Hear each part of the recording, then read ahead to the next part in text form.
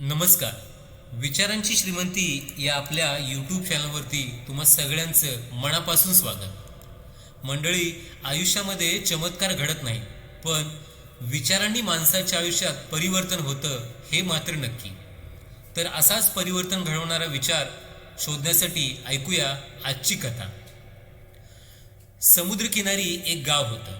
त्या गावात एक विठ्ठल नावाची व्यक्ती राहत होती. दररोज पूजा करणे, देवाला अंघोळ घालणे, उपास तपास करणे या सर्व गोष्टी विठ्ठल करत असे.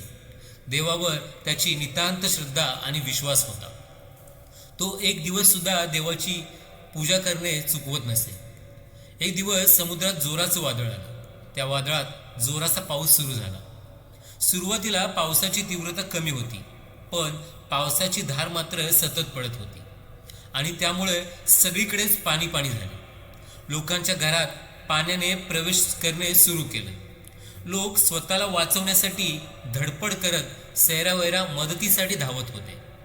पाण्याचा स्तर वाढल्यानंतर लोकांना वाचवण्यासाठी रेस्क्यू टीम आली आणि लोकांना वाचवू लागली. बरेच लोक रेस्क्यू टीमच्या सोबतीने सुरक्षित ठिकाणी जात होते. रेस्क्यू टीम विठ्ठलजवळ सुद्धा गेली, पण विठ्ठल म्हणाला, मला तुमची गरज नाही, मला तर माझा देवच वाचवणार.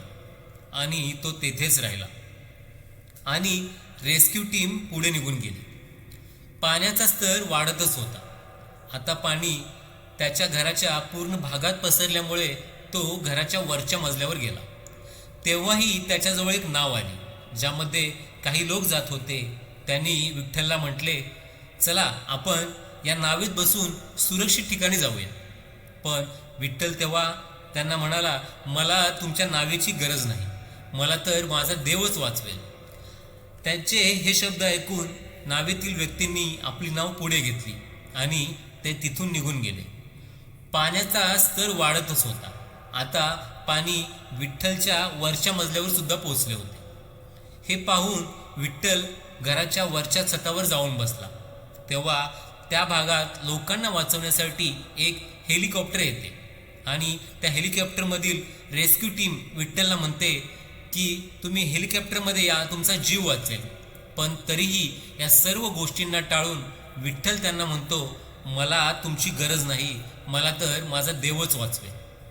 हे शब्द ऐकून हेलिकॉप्टर सुद्धा तिथून निघून जाते. सगळ्यांच्या मदतीला विठ्ठल हुसकावून लावतो आणि शेवटी पाण्याचा स्तर एवढा वाढतो की विठ्ठल त्या पाण्यात बुडतो आणि मरण पावतो. मरण पावल्यानंतर विठ्ठल देवाजवळ पोहोचतो आणि रागारागाने देवाला म्हणतो की मी तुझ्यावर किती विश्वास केला, तुझी आयुष्यभर पूजा अर्चना केली, उपास तपास केले, पण तू मला काही वाचवायला आला नाहीस, मला तिथेच मरायला सोडून दिलंस. तेव्हा देव त्याला शांतपणे म्हणतो, तुला काय वाटतं, तुझ्याजवळ जे रेस्क्यू टीम पाठवली होती ती कोणी पाठवली होती, तुझ्याजवळ जी नाव पाठवली होती ती कोणी पाठवली होती, किंवा जे हेलिकॉप्टर पाठवलं होतं तेही कोणी पाठवलं होतं.